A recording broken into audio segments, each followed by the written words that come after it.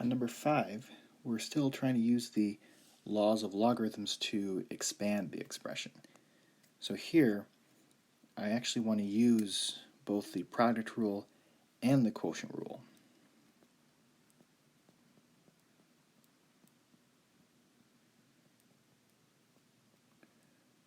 So I'm using both of these because I have things being multiplied as well as things being divided.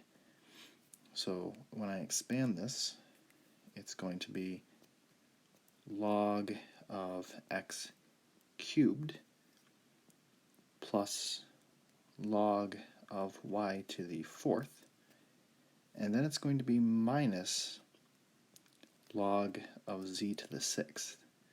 So if it's on the bottom of the original, if it's on the denominator of the original, then when you break it up, it becomes a subtraction.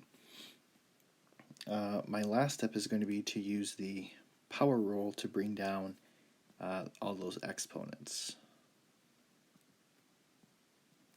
So this is going to be 3 log of x plus 4 log of y minus 6 log of z.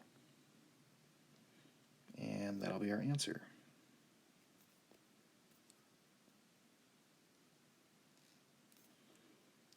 For number 9, we have log base 2 of s to the fifth over 7t squared. So I want to break this up, and it's going to be log base 2 of s to the fifth. Now both the 7 and the t squared are on the denominator, so we are dividing by both. So I want to put a minus sign in front of not only the 7, but also the t squared. So minus log base 2 of t squared.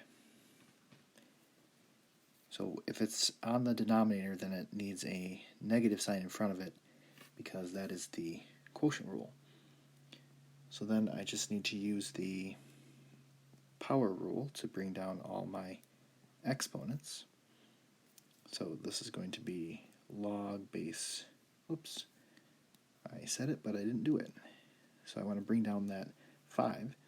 It'll be 5 log base 2 of s minus, there is no exponent of the 7. Technically there's a 1 that you could bring down, but that doesn't change my value at all. So log base 2 of 7, and then minus 2 log base 2 of t. And this is going to be my final answer.